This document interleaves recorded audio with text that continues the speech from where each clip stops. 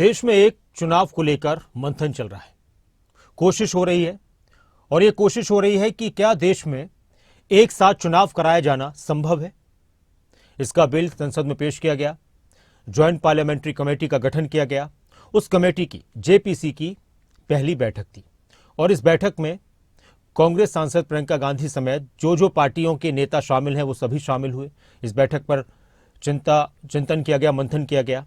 सभी ने अपने अपने पक्ष रखे। इन सभी को बहुत सारे कागजात दिए गए पढ़ने के लिए कि वो इस पर अपनी राय दें, चीज़ों को बेहतर तरीके से समझें। सभी ने अपनी अपनी बात समिति के सामने रखी। सत्ता पक्ष से जुड़े हुए सांसद बार बार इस बात का जिक्र कर रहे हैं कि देश के लिए बहुत बेहतर रहेगा और देश की ज़रूरत है कि पूरे देश में एक साथ चुनाव हों, लोकसभा के और विधानसभा के। वहीं विपक्षी सांसदों ने बिल को, और जो अधिकतर राज्यों के जो नेता हैं उन्होंने कहा कि ये राज्यों के अधिकार छीनने वाला है। ये रिपोर्ट देखिए।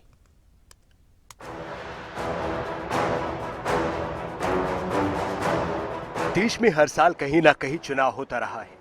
किसी न किसी राज्य में चुनावी माहौल साल में 5 महीने में कहीं ना कहीं किसी वक्त देखने को मिलता है। लेकिन अब बात हो रही है सारे चुनाव एक साथ कराने की। इसे लेकर एक देश एक चुनाव को लेकर दिल्ली में ज्वाइंट पार्लियामेंट्री कमेटी की बैठक हुई है। इस मीटिंग में कांग्रेस के सांसद प्रियंका गांधी शामिल रही। संसद के 39 सदस्यों की जेपीसी के अध्यक्ष बीजेपी सांसद पीपी चौधरी हैं। जेपीसी में सभी पार्टियों के सदस्य हैं, जिसमें कांग्रेस सांसद प्रियंका गांधी, जेडीयू से संजय झा, शिवसेना के श्रीकांत शिंदे, आम आदमी पार्टी से संजय सिंह, टीएमसी से कल्याण बनर्जी, बीजेपी सांसद अनुराग ठाकुर, कांग्रेस से मनीष तिवारी जैसे नेता हैं। एक देश एक चुनाव को लेकर जेपीसी की पहली मीटिंग हुई। मीटिंग में सत्ता पक्ष और विपक्ष आमने सामने नजर आया। बीजेपी सदस्यों ने एक देश एक चुनाव बिल की तारीफ की, जबकि विपक्षी सांसदों ने इस पर सवाल उठाए।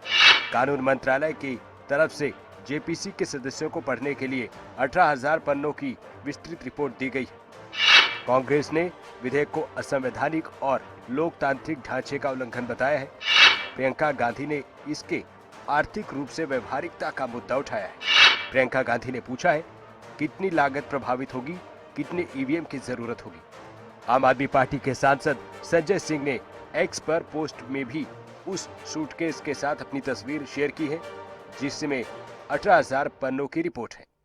7 दिसंबर को लोकसभा में एक देश एक चुनाव को लेकर संविधान संशोधन बिल रखा गया। विपक्षी सांसदों ने इसका विरोध किया। बाद में इसे जेपीसी को भेज दिया गया। I beg to move for leave to introduce the Constitution 129th Amendment Bill 2024 further to amend the Constitution of India। ये आइटम नंबर 18 में है और आइटम नंबर 19 में जैसे आपने कहा, honourable speaker sir, with your permission I wish to move for leave to introduce the Union Territories Laws Amendment Bill 2024 further to amend the Government of Union Territories Act 1963, the Government of National Capital Territory of Delhi Act 1991, and the Jammu and Kashmir Reorganization Act 2019। ये मैं आपकी अनुमति से आपसे leave मांग रहा हूँ। Thank you sir. JPC का काम है कि बिल पर व्यापक विचार विमर्श हो, अलग अलग पक्षकारों और एक्सपर्ट से चर्चा हो। अपनी सिफारिशें सरकार को ये जेपीसी देगी। भारत में वन नेशन वन इलेक्शन का मतलब संसद के निचले सदन यानी लोकसभा चुनाव के साथ ही सभी राज्यों के विधानसभा चुनाव एक साथ हो। पीएम मोदी भी इसकी वकालत कर चुके हैं। लाल किले की प्राचीर से पीएम मोदी ने वन नेशन वन इलेक्शन को देश के लिए जरूरी बताया था। मैं लाल किले से तिरंगे की साक्षी में देश के राजनीतिक दलों से आग्रह करता हूं, देश के संविधान को समझने वाले लोगों से आग्रह करता हूं कि भारत की प्रगति के लिए, भारत के संसाधनों का सर्वाधिक उपयोग जन सामान्य के लिए हो, उसके लिए वन नेशन वन इलेक्शन के सपने को साकार करने के लिए हमें आगे आना चाहिए। One nation one election PM Modi का संकल्प रहा है। हालांकि विपक्ष इस पर निशाना साधता रहा है। वन नेशन वन इलेक्शन, एक देश एक चुनाव, एक भारतीय जनता पार्टी की जुगाड़ है चुनाव जीतने की। देखिए, वन नेशन वन इलेक्शन ये जो बिल आ रहा है, भविष्य में ये one party one election and one leader one election की तरफ जाएगा। इसीलिए हम सभी ने इस बिल को विरोध किया है, जिसमें इंडिया आघाड़ी भी है। एक देश एक चुनाव लागू हुआ तो लोकसभा और राज्य विधानसभा और स्थानीय निकाय एक साथ होंगे। एक देश एक चुनाव लागू करने के लिए कई राज्य विधानसभाओं का कार्यकाल घटेगा। सिफारिशों के मुताबिक पहला बिल संविधान के अनुच्छेद 82A में संशोधन करेगा। संशोधन में लोकसभा और विधानसभाओं के कार्यकाल की समाप्ति एक साथ होगी।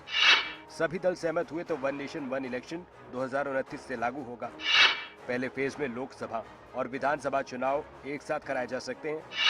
दूसरे फेज में 100 दिनों के भीतर लोकल बॉडी के इलेक्शन संभव है। हालांकि बिल के विरोध में Congress, Samajwadi party, DMK, TMC, आम आदमी पार्टी, CPM, AIM, IM जैसी पार्टियां हैं।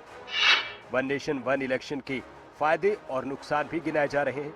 पक्ष में बातें हैं कि लोकसभा विधानसभा चुनाव एक साथ होंगे तो खर्च कम होगा, बार बार इलेक्शन मोड में जाने की जरूरत नहीं पड़ेगी, डेवलपमेंट वर्क रुकेंगे नहीं, राष्ट्रीय मुद्दे हावी रहेंगे। जबकि विपक्ष में तर्क दिए जा रहे हैं कि स्थानीय मुद्दों की जगह राष्ट्रीय मुद्दों पर वोट होगा, प्रशासनिक अफसरों और सुरक्षा बलों की जरूरत पड़ेगी। कई सालों से प्रधानमंत्री मोदी लोकसभा चुनाव के साथ राज्यों की विधानसभा चुनाव कराने पर जोर देते रहे हैं। वन नेशन वन इलेक्शन के लिए सभी पॉलिटिकल पार्टीज की अलग अलग राय है। राजनीतिक दलों का मानना है कि ऐसे चुनाव से राष्ट्रीय दलों को तो फायदा होगा, लेकिन क्षेत्रीय दलों को इससे नुकसान होगा। ब्यूरो रिपोर्ट, खबरें अभी तक।